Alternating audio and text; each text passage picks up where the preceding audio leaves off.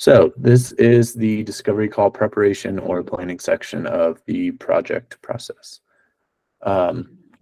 Is first things first, the main point of the discovery call, which I'm sure we're all used to, is just getting the most detail and understanding of like where the client's at, what their hesitations might be, just collecting as much as we can so our team does have more to go off of when it comes time to building the site. So I'm sure you've each had situations too where the client might not be either available for a discovery call, or it just might not be part of the process. Sometimes clients are just hard to get a hold of, but they still might have that interest in a site. So, in certain cases, that discovery call isn't going to happen. Regardless, when it comes to kind of collecting a lot of this information and getting ready for that call, even if there isn't a discovery call, it's still good to collect what we can, usually leaning on like an account manager executive, using the document that I'll go into a little bit here in a sec. And still, just trying to provide as much direction as possible for our web designers, for the SEO team, whoever it may be. So recommend first off, when you are scheduling the call and when you are having that initial conversation with the AM, just kind of getting a general feel for, the conversations they've had about the website with the client, and or, kind of like the interest level. So I think we'll go with the full cycle from, they really want a website. They want a website like yesterday, all the way to they might have hesitations. They might just be clueless when it comes to the whole website process. So the spectrum does vary.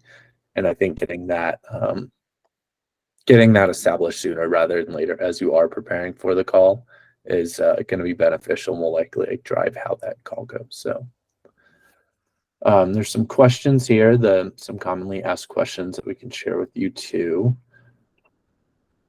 I guess first things first, when it comes time to prepping for the call, or if it is going straight to the next status, we do have a discovery call template. So I'm going to pull this up. It is, let me make sure I'm logged into my account. And so it's going to be view only. What I recommend doing is right when you get that, you can make a copy of this. So I am going to make a copy of this document for, what's the site I'm looking at? For Starlight Fleet NJ. I guess kind of on a general level, this is already a weird case because they do have two different websites and two different projects from the same client. So I'm likely going to take this copy, and for now at least, I am going to use the same document for both sites. I think that's easiest when it comes time to like actually having the call. And then after that, if the notes are different enough, split them out into two separate documents. I'm gonna get a copy of this, make sure I can see it. And just for easy access, I'm going to add it to the discovery call field on enclose.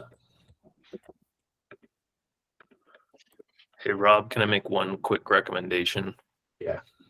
Can we make sure when we are using this doc to add that to the FH Sites folder? Yeah. Similar to like the SEO pre-sweep, or if we're creating an image drive, that's all contained in that same spot. Yeah. Move. How do I find the shared drive? I think I might have to add it as a shortcut. Go back, I think. Pull up that thing you just had pulled up. And then click that back arrow. My drive, yeah, shared drive. Fair Harbor websites, and then we will create a new one for Star.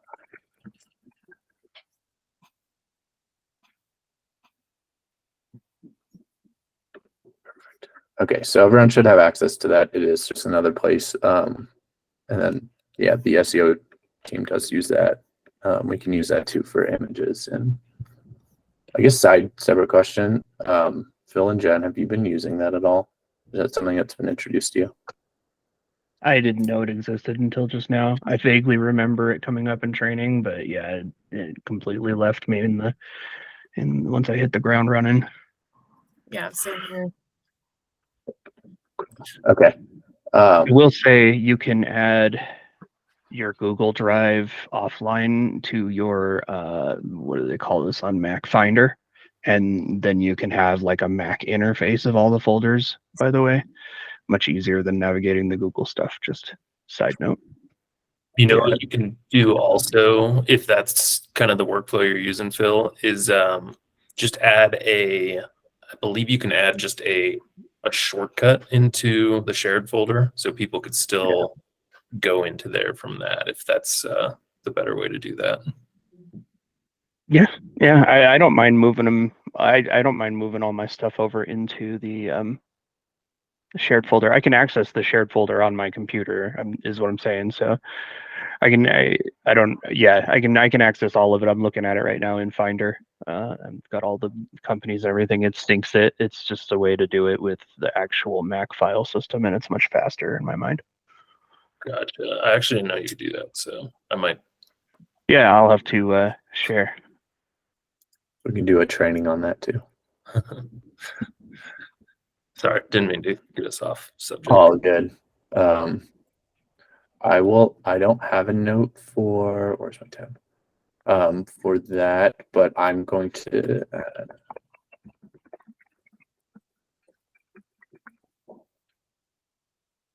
I'll make sure I do that right after the call here. Okay.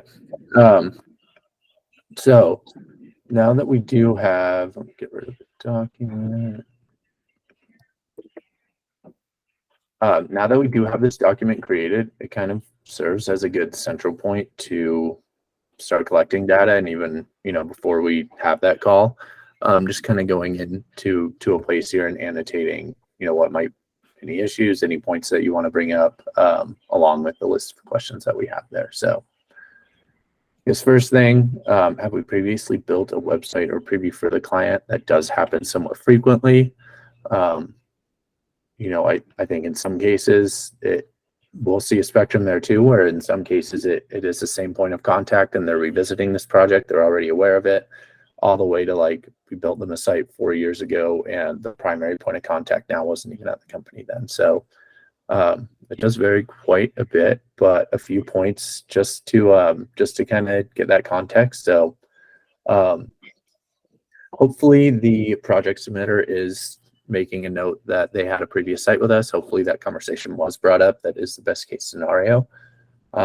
If that isn't, a couple ways you can confirm. If there's already a client field populated in Airtable when you're going through and searching that, odds are that means they did have a site previously. If there's not one, it's more than likely that they didn't have one. So pretty simple way of finding that information out. Just as you're going through the field, you have to go to that client's tab anyway to add a new one. If you just search their name, they're there, you know, they likely have a previous site. So if that's not the case, safe to say they didn't have a previous site, but if the client has been with FareHarbor for quite a long time, it's worth checking with, you know, with either Sam, myself, or just asking the general team if that's something they remember working on in the past. So if they had no previous FareHarbor site built, good to proceed. If they had seen a preview, we do have a field on the Airtable card down here, and you can just check that off and say, maybe I need to find it.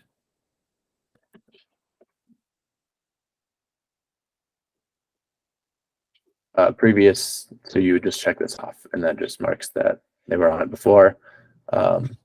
Ultimately, this will just kind of help, you know, guide the discovery call. Do we want to revisit the site, or do we want to start from scratch? Any questions on that process?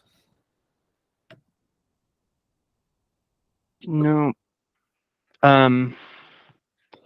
Maybe we can take this offline too, but is there any chance we could get licenses for Zapier as the PMs? I had it set up so that whenever I scheduled a discovery call in Google Calendar, it would go in, make a copy of this, name it the company name that I pulled from the AT card, update the header of the Google Doc, and then link it in the discovery call notes field of the AT card, like all automatically. I just didn't want to pay for Zapier.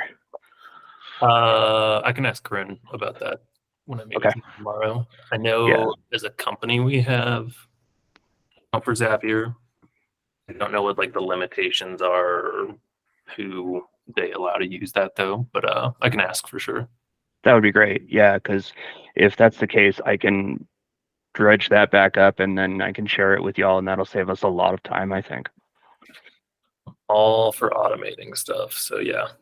I mean, that this whole process could definitely be just getting that formed or the template like created. That would be an easy automation in theory, or would be helpful. Mhm. Cool. The next point on here, and I think this is, just kind of a more general point of just doing a little bit of research on the website, going into the website, just seeing what it looks like. I think a good thing to consider while you're doing that is looking at imagery and videos. So I'm going to pull up that site. Where is it? This is on that submitted to. So I do have a good video. We're seemingly gonna look at that. This menu is awful. Kind of going through. As I look at the pictures, they seem pretty high quality. This is just from a glance. We don't have an image link on this, so this is more or less, kind of what we have to go off of. But the pictures do look pretty high quality. The homepage content is kind of sparse, so that's one thing to flag. And then what I'm going to do is just pull up. Oh, that's not good either.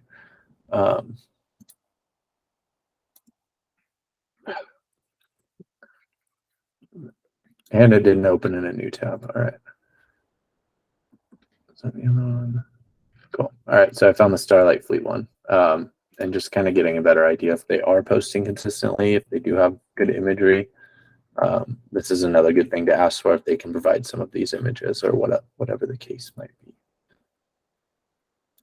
So I am going to find a note here on one of the questions we asked, or just leave a note at the very top.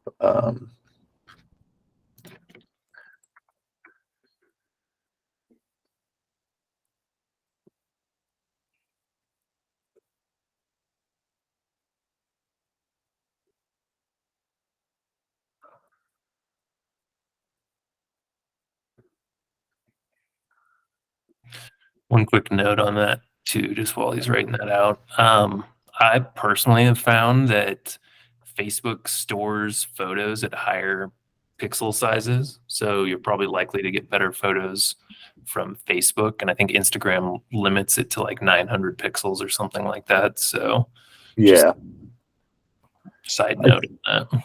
I think like just kind of getting a feel of if they do have good photography, like Instagram is good to go too, but I wouldn't download from Instagram. So if Facebook is easy and you can just get it from there, that's probably the better way to go about it.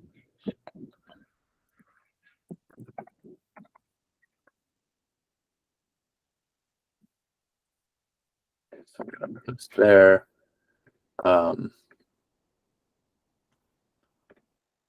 One other point I might make, just as I did go through the site, is there really isn't much homepage content. It looks like some activity pages, and then just this paragraph. So going into a couple of the pages just to look. It'd probably be good as previews, actually. I feel like I'm talking to myself, but I guess this is what I'd be doing on my own. Like we could probably use these on activity pages. It's just a paragraph, or it could just be that preview, but we might be able to take more out or use it in a different place. So I'll make a note.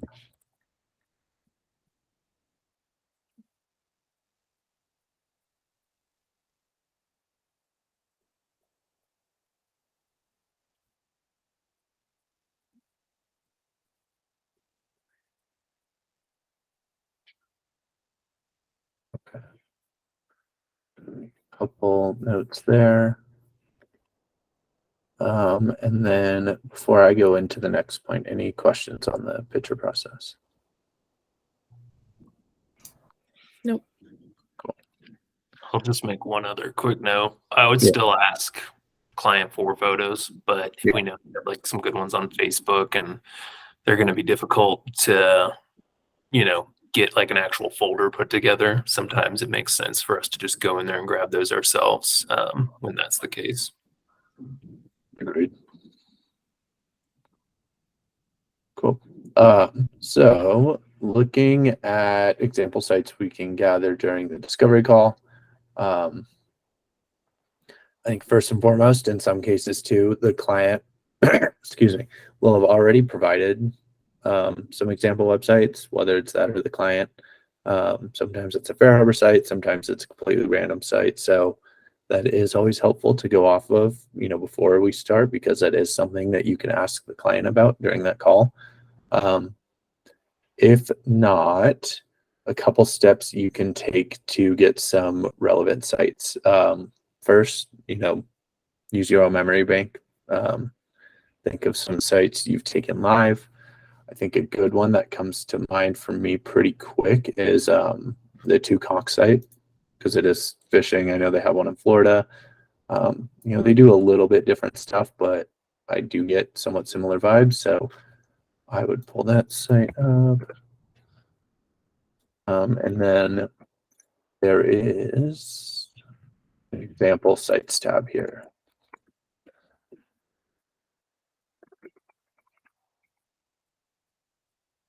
They do a where's my talk? I see they also do a pirate cruise. So Jen, I know one we worked on was, why can't I think of Stormy Pirates?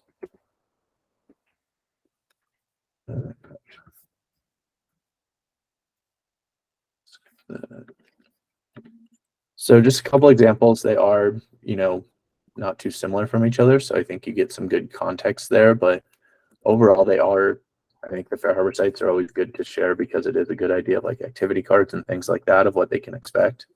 And then, we're just getting different, couple different examples where they might like the design of one better than the other.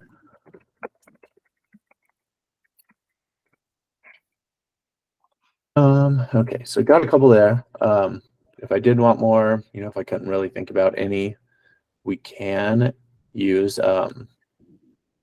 the Fair Harbor website Slack channel and just ask for general FHS or use that workflow there. And, oftentimes you will get quite a few people who have worked on sites that might be able to provide a good example too.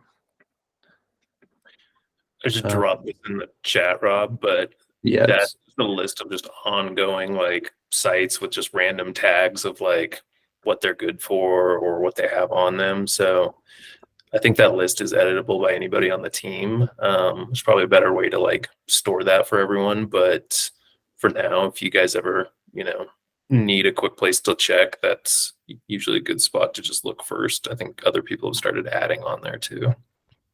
I'll put these more.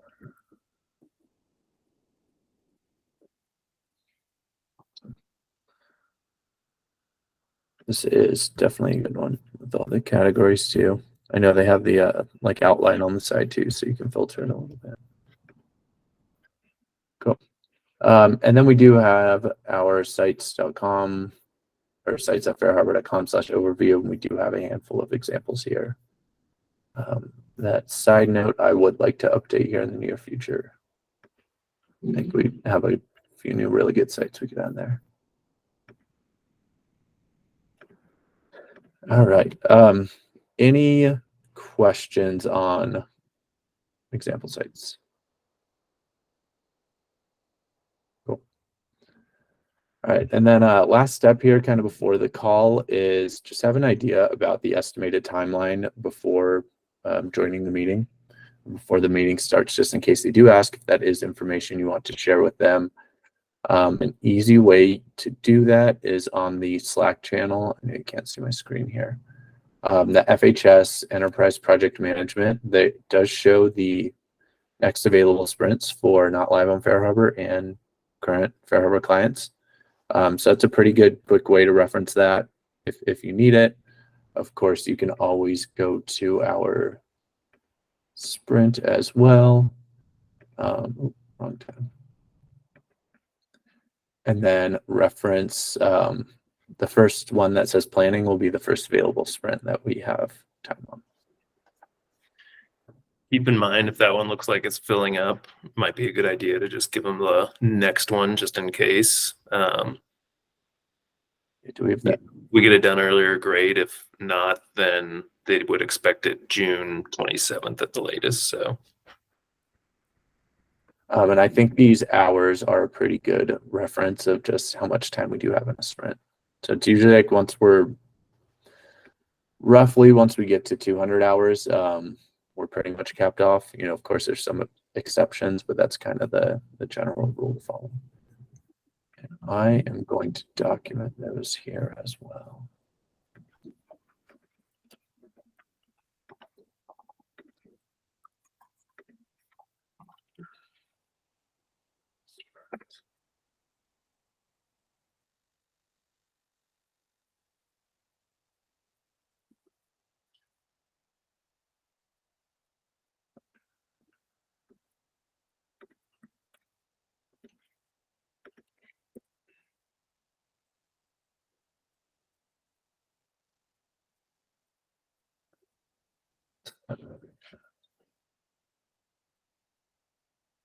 This project.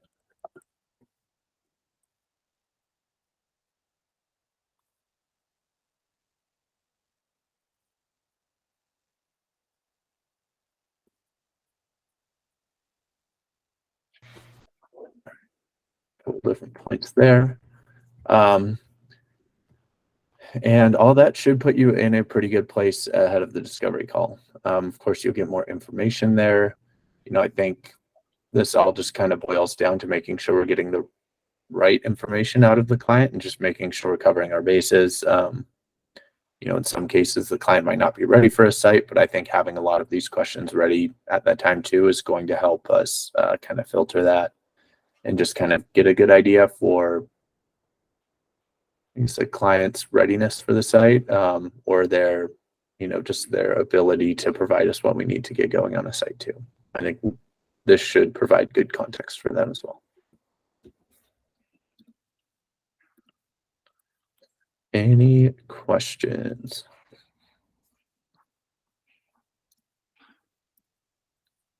I think that covers a lot.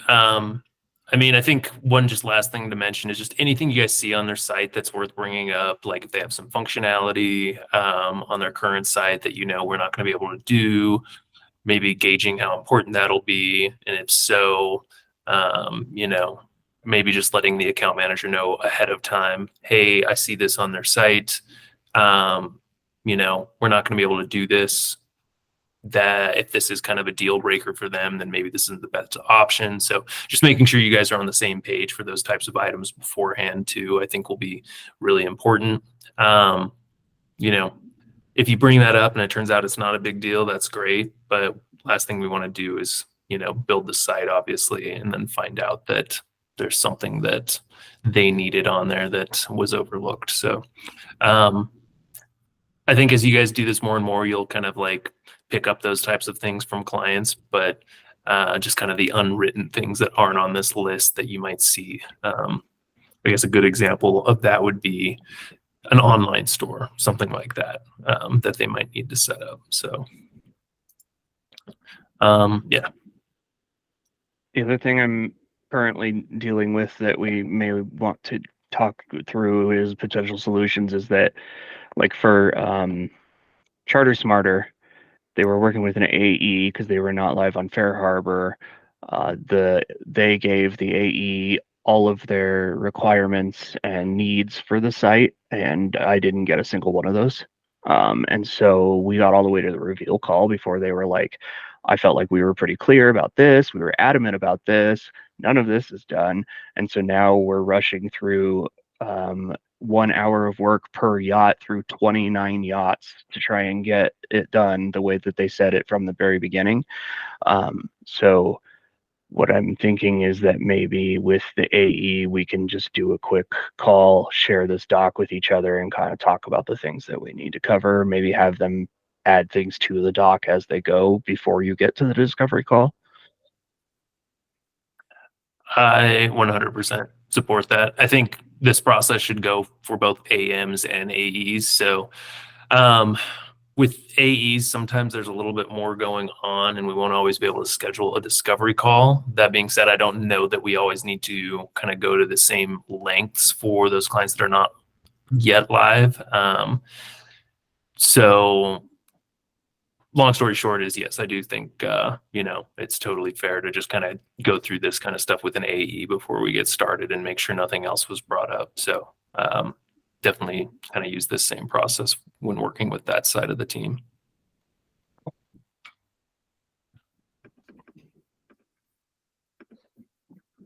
Agreed. Yeah, Phil, I know we chatted about that a couple weeks ago too. Yeah. I think it's with AE sometimes to Sam's point, there is a lot going on. But I think that's just where I like establishing right away, just kind of getting the qualifying information from what they know. Sometimes it isn't much that they really know. But when it comes to, getting information we need from them, sometimes like a checklist like this would likely be more beneficial because I think just having it all in writing and, having tasks for them to knock out or work on with the client is going to be helpful. Yeah, I think the more direct and your questions can be with them on what needs to be answered is usually going to be best where possible. Cool. Rob, do you have anything else before we wrap this up?